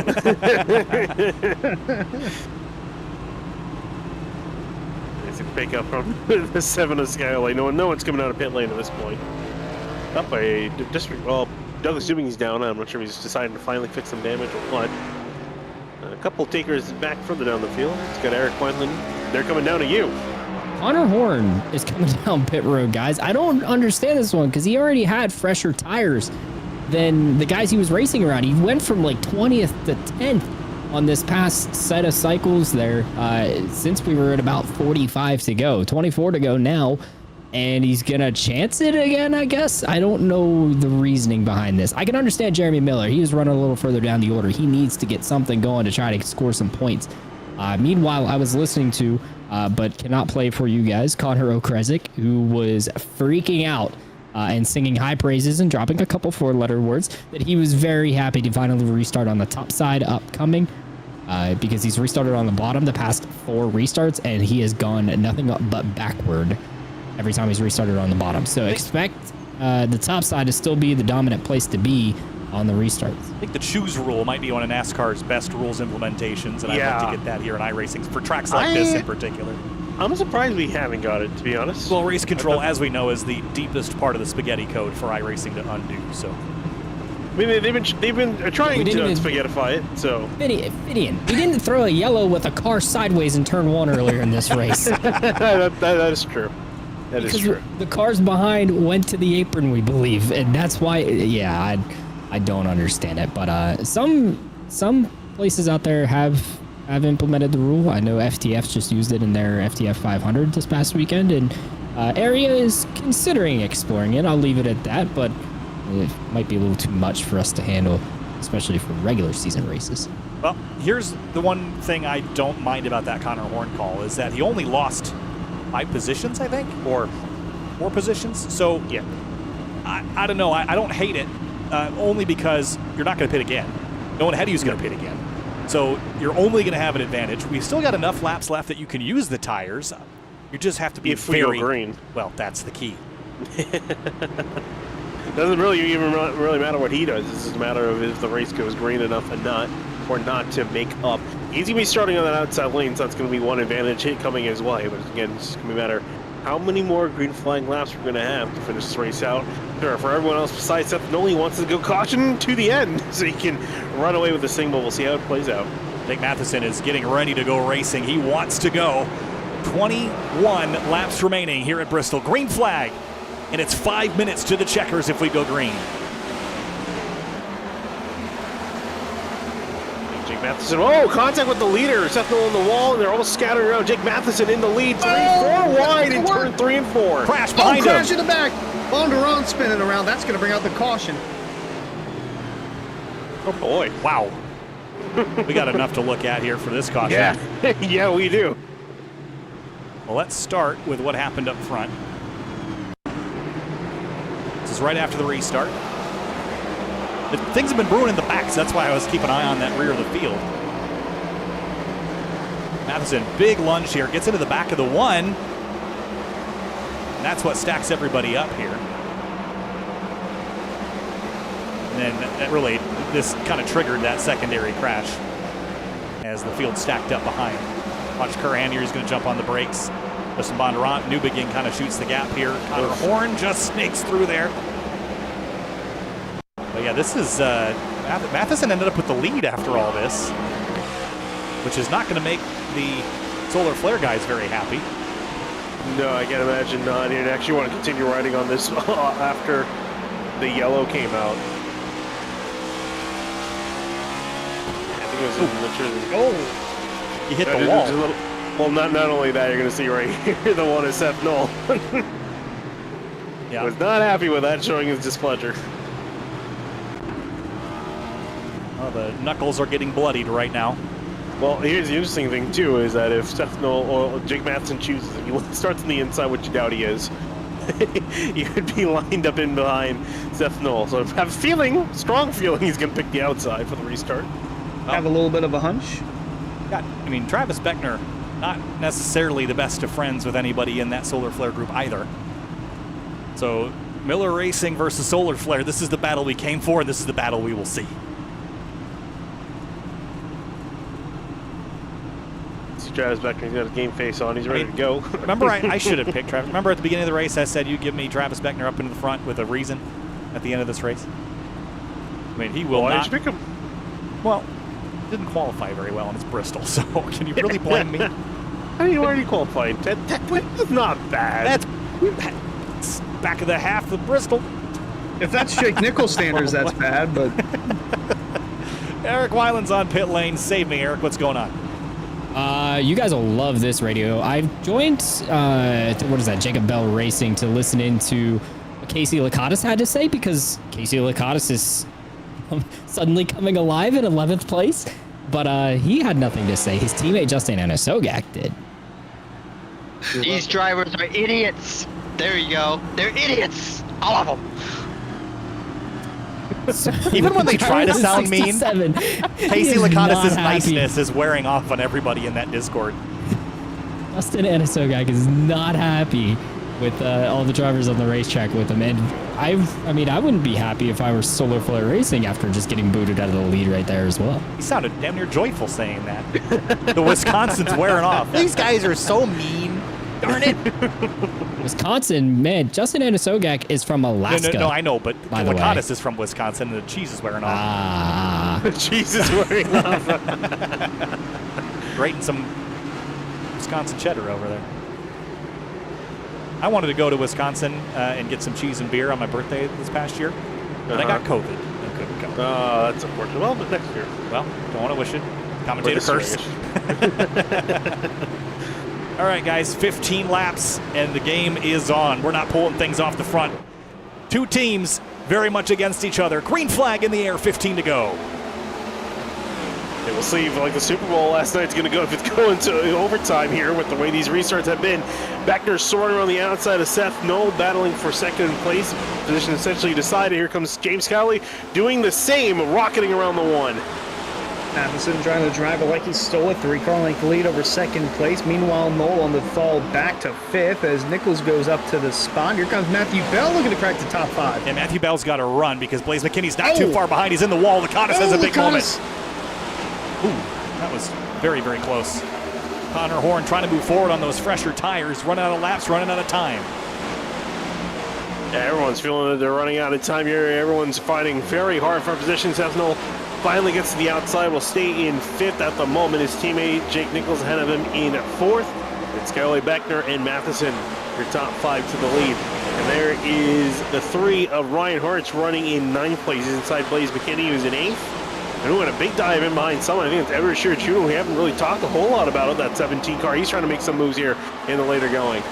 Trying to get around Nichols for 11th. Tyler Nichols, that is, as he's side by side. Here comes Horn trying to make it 3 wide going in the turn. Can't wait. He can't wait any longer. He's got to go if he wants these tires to pay off here. 10 laps to go. Matheson leads his teammate Beckner by 0.2 of a second. Here comes Scioli for second. And how many times have these drivers come to blows the last couple of years? Many times, and we could see a big blow here depending on how this plays out here. Scioli looking the inside, dive to the inside of the 28. Beckner trying to pinch him off from that middle lane on the outside. Beckner trying to hold off for second. Meanwhile, Jake Nichols coming in, and once again, the fight for the podium spot is up for grabs. Scioli looks to the inside. Game face is on. Beckner playing rear gunner and taking shots at Scioli. Oh, in behind, Connor Horn 3 wide with Everett Shear Jr. in the middle and Tyler Nichols on the outside. And Nichols and Scioli. Here comes a 73 to the top side. Nichols found a way to make a move, and he will do so, and he's up ahead into 3rd. Miller had contact with Nichols and almost in the Horn there as Tyler Nichols' brother Jake Nichols up to 3rd and Scioli down to 4th. They're still going at it back there. It I is. saw Connor slam the door shut on his teammate Jeremy Miller trying to get in the outside lane. I got places to be. Cut line separation is 3 points between Bell and McKinney. Bell and McKinney separated by just 2 spots on the racetrack, 6th and 8th. Yeah, look at this stack up all in behind Matthew Bell. He's essentially the cork in the bottle. They're all stacked up on that outside lane. Everett Shear Jr. trying to make some progress on the bottom. Connor Horn trying to figure out which lane to go with. Well, he's got the 17 of Shearer Jr. in front of him as he's looking to make his way on the bottom. Mike gonna have to use the bumper here, or he's just gonna go in the middle as he's trying to get closer to that top 10 spot. 3 laps to go. It'll soon be 2. Close crash. There we go. Horn spins. He saves keep it. it straight. He saves Wow, it. oh If my he stays gosh. straight, he'll lose 5 spots. And can Jake Matheson get to the white flag? We'll see here. He comes flying out of turn 4, and there he goes. White flag in the air. We're finishing this race. Jake Matheson needs to win this race to solidify his next push into the playoffs. He'd be the only one qualified in. He's got nothing to worry about next week when he head to Kansas because it is checkered flag, win, crash behind him for second place. Nichols, Scioli, Beckner, Nichols, Scioli in that order. Wow, that was a drag race to the line for second place, 3 wide. It was 1/1000th of a second separating Nichols and Scioli between second and third. I mean, Nichols flat out sent it in turn 3 into Beckner, into the wall, and then Scioli on the bottom. Wow! Crash after the finish, but the 7 just by maybe a fingernail. Woohoo, man. I'll bet you Beckner's going to be fired up about that. That'll be a fun interview. P4, but I think we got to talk to him. I just heard Beckner on the radio. He's very fired up on the radio. Oh, well, that means it's time to chat. Let's first go over our session results here. Have a look. Jake Matheson, he is a white number background who's supposed to be yellow, but next week he's green, Finian. Yeah, I was going to say, in fact, playoff drivers all finishing in the top 6, and then you can see there, we got 8 of them in the top 10. They're all performed fairly well, all things considered, but in different orders. You see Blaze McKinney peaking there in 9th, Jeremy Miller in 10th, also showing his name was able to finally get up there, having a fairly mediocre night, all things considered. And of course, that 3-way finish with Scioli, Nichols, and Beckner for second place, fantastic to watch. Seth Knoll, he's got to be very disappointed. He's probably going to be really annoyed with the 56 after he got punted out of the lead, or that's what he's going to feel like it was.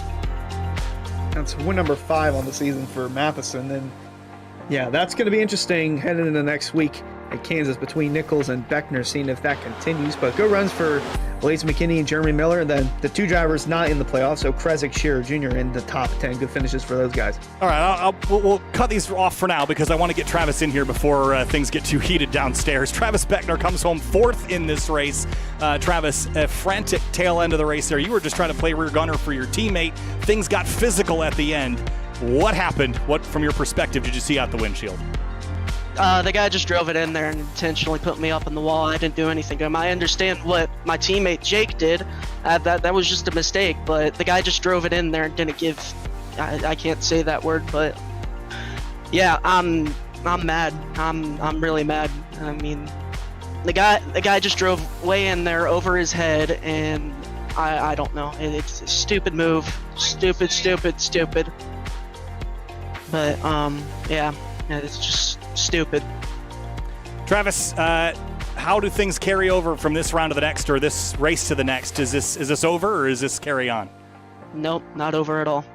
Travis Beckner, 4th place here tonight at Bristol. Travis, congratulations. Top 5. I know it wasn't quite what you wanted, but good run there. Yep, before I go, I'd like to thank my sponsors, Calusa Pines, Alien Gear Holsters, Celsius Area Shop, everybody at Miller Racing, Low Dollar Racing, y'all taking the time out of your day to come broadcast this. Thanks, Travis. We'll see you next week. Thank you. All right, let's move on next. I do also want to chat with Seth Knoll. We'll do that if we get the opportunity. Next up is going to be Jake Nichols, who gets 3rd place. Hi, Jake. As I know it's fierce down there at the moment, but it got aggressive. Fenders were leaned on, and words were traded. Take us through those last 15, 20 laps. A lot of grip tonight. I felt like we had one of the best cars. You know, we made a bad call early. I was thinking because we had little, and we didn't have too many tire sets, so I felt like maybe I could hold on to a top 10 or so. It worked out in the end. We got back to where we were. It took longer than I wanted, but I mean, Miller Racing has a reputation with most in this league that's not good. I'm not going to say all of them because it's not all of their drivers. I'm not going to put all of them in one bunch, but there's a few. And no offense to Jake Matheson, but when he drove through Seth, I feel like that opened the window. I'm not going to let them just drive through us, especially if there's no punishment for it for no reason. And I just sent it underneath Travis. We kind of got glued together, and I just committed to trying to beat him to the start finish. I felt like, yeah, it's not clean. You guys know, you guys have seen me for 3 seasons here, 4 seasons now. I'm not a dirty driver, but I'm not going to also allow us to just get used up every single week by one team. Not even just us, the whole league get used up by one team and just let them get away with it. So I'll always defend my drivers when we are as clean as we can be in certain situations. We'll race hard, but we try not to wreck everybody and wreck people and cause cautions, and just giving them what they deserve back. That's all. I'm glad we got 3rd. Glad Seth held on damn good for 5th. I don't know how. We were destroyed after that incident in turn 2 on one of those restarts, but we'll take it in the Solar Flare Toyota Camrys. I don't know where Tyler finished, but he was happy after what had happened and losing a lap, so I'm sure he had a great run at the end. And either way, we'll come out of it with an okay finish for team points. Better than nothing, but I don't know. It's just there hasn't been a lot of respect in this league from certain people, and sometimes you just got to dish it back out. Jake Nichols, thanks for your time. Congratulations on a P3, and we'll see you next week at Kansas, fighting hard as always. Thanks, Jake. Thank you, guys. Appreciate you. Of course. We'll see you there. Yep. All right, Seth Knoll finishes 5th place tonight, and Seth, typically we don't interview 4th or 5th or beyond, but we had to give you a chance to speak after that chaotic last handful of laps. You led a bunch of laps tonight, 48 in fact, and we're leading towards the end there, and things all kind of turned belly up. Take us through what you saw at the mirror and then out the windshield. Yeah, I mean, we ran a really good race. The long run that we got, it was nice to have a long run here. Long runs here are probably my favorite thing on the sim. So we were able to get to the lap traffic, battle it out with the top 4, me, James, and both the Jakes. Then that caution was 75 to go. I didn't have quite the short run pace. Thankfully, I had Jake behind me that was able to just kind of control us and just let us sit there and do what we needed to do to hold on. Then we got the obvious restart where I had ran like half a lane off the bottom, and then I was kind of setting up my exit, and Jake kind of drove really hard entry to center and tried to maximize to clear Jake, and then he got my left rear, and the rest is history. Obviously, it sucks not winning tonight. Big picture, team points got a top 5 for both me and Nichols, so we'll go to Kansas next week and try and execute that. Seth, P5 tonight. We'll see you at Kansas next week. Good luck to you. I appreciate it, boys. Appreciate it.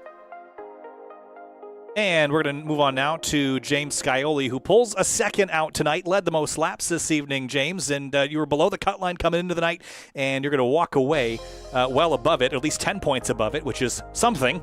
So he finished second after starting on pole. Do you have a shot to win this thing with a few more laps? I don't know. Maybe if we had a couple more restarts, some guys just really want to wreck each other for this thing. So I guess I'm going to have to do that eventually. It kind of seems we just get a lot of yellows at the end of this thing and guys just run each other over. So hard to be mad about it today. It got me a couple more spots there on that last restart, but definitely sucks to see. But it seems like the updates lately to the iRacing have just made it so hard to pass. So you almost kind of have to do it, unfortunately. I'm just more mad that I didn't either try to on that last pit stop. And then I was also kind of upset that I lost the lead in traffic there. Just thought that the top was going to roll a little bit better and ended up getting stuck behind somebody who hit the wall and lost the lead. So just wish we could have had a longer green flag run to finish it, get it, see what we could do. But it was pretty impossible to pass out there. So I don't, without being in the lead there on the last restart, I don't think I really had a shot. Looking forward to Kansas next week. It's a much bigger track, much different race. How do you feel about your shots there of advancing with a 10-point cushion? It's been a while since I've run there, but I've always liked how Kansas drives. Haven't run there since the updates, so we'll see if maybe the bottom works a little bit better. I know Kansas is usually a top dominant track, so we'll have to see about that, see if we can make any passes, but big thing's just going to be qualifying up front and just trying to keep track position. Hopefully we can get some green flag stops, and hopefully the long run matters a little more. James Scioli, second in the number 7 Simrat Market Chevy. We'll see you at Kansas, James. Thanks. Yeah, thanks, guys. I want to give a huge shout out to you guys for all that you do, capturing those battles. Jake and I tied at the line there, so that was kind of cool to see. And then huge shout out to Simrat Market, new paint scheme this week. Shout out to John Peel and Lucky Ducks Motorsports, and then Coastal Tinting and Roasted Gems Coffee and Stream for No Kid Hungry. And hopefully we're talking to you guys next week and advancing on through. Yeah, hopefully. Thanks so much, James, and we'll see you there. Thanks, guys. All right, it was win number 5, I believe, for Jake Matheson. And through all the carnage, through all the chaos, Jake, you managed to grab another win here this season. Boy, it got spicy off your front bumper and then in the rearview mirror. Take us through what happened there, those closing laps. I feel so bad about it. I like to race with Seth Clean. We always race hard. We always race great. And the one time I was looking at my mirror at the wrong time, I rolled the bottom so well into his back bumper, and it caused that. So I feel horrible about it, really. But, I was looking forward to Bristol. I always like the racing at this place. I was interested to see what it would do with the whole, dynamic track, the different lines heating up, and it definitely played a factor. So pretty all right race. I'm glad we got some green flag runs. And again, sorry to Seth, sorry to Jake. I don't want to do that. I don't like doing that. I don't feel good about it. So that's that. Well, maybe you don't feel good about it, but it's still a win, and it will put you into the next round of the playoffs. So with Kansas kind of a wash for you, next focus is Iowa and Auto Club in that second round. How do you feel about those races and advancing to the final round at Chicagoland? I look forward to Iowa. That's a really interesting track. I feel like it's a place not a lot of people have a lot of laps at, so it's kind of a toss-up who's really the fastest one to unload and who can keep it up throughout the race. So I'm excited for that one for sure. And Chicagoland, love Chicagoland. I don't know why they got it off the schedule in NASCAR, real NASCAR. But yeah, love that place. Really excited for it. Kansas, like you said, kind of a scratch, but it'll be fun. It's all fun. I love doing this. Jake Matheson wins at Bristol, conquers the last great Coliseum. Jake, we'll see you next week in Kansas. Thank you guys so much. Real quick before we go, thank you to Calusa Pines, Celsius, Area Shop, Alien Gear, Huckett Films, and Miller Racing. And we'll see you guys tomorrow. And we'll see you there. Thanks, Jake. Yes, sir. Ooh. All right, guys, that got a little interesting. But looking through the results one final time here, Finney, before we sign off, we were treated to a classic Bristol brawl there at the end. Fenders leaning on each other. Everybody's mad. And I think, what's funny is it's not just one driver versus another. It's like an entire team against another team, which I think is going to set things up perfectly for our foray into Kansas next week, where we'll conclude this first round. Yeah, I was gonna say, it's a bit unfortunate to see drama when drivers are going at each other's throat, but hey, for someone watching it and for us up in the booth, it makes it very interesting for this championship to have essentially, like you said, 2 teams versus each other with very quick drivers. Just looking at your points. Unofficial, of course, heading into next week. Matheson locked in with Jake Nichols, Seth Knoll, Beckner, Skyly, Horan, Curran, and Bell above the cutoff. Then you got McKinney, Miller, Lakatos, and Hunter out of it, looking to find themselves in. For Cedric Hunter, it might be a little bit much, and even for Lakatos, but for Miller and McKinney, it could be close. Depending on how things play out, it always gets interesting, especially when you get to these cutoff races. Yeah, what a race we had. Very good. Even had some drama at the very end because, we're at Bristol. You beat and bang, you bump, you had the bump and run. Inopportune bump and run in the case for Matheson. Prospers racing clean, does that week in and week out, but this time just gets into the bumper of Nolan. That creates a whole domino effect that will be fun to watch as they head into Kansas next week. What a wild race. I love this, Kyle. I love this. It's short track racing. It brings out the best and the worst. And I love the rivalry we got going on here between Solar Flare and Miller. It's kind of felt like they've traded blows in the team championship over the last couple seasons. And finally it's coming to fruition with some jabs back and forth. If you talk to Jake Nichols and Travis Beckner, I guess we got a Kurt Busch, Jimmy Johnson situation on our hands. Kurt Busch took a jab to the left, so I took a jab back to the right type deal back in 2011. If anyone still remembers that from Pocono, and I feel like it's what we kind of saw there tonight between the Miller and Solar Flare guys. Kansas is going to be a wild one, Kyle. I'm looking forward to it. Kansas next week, Bristol for the rest of it. We'll see you tomorrow night for the trucks, and then on Thursday for the Pro Series.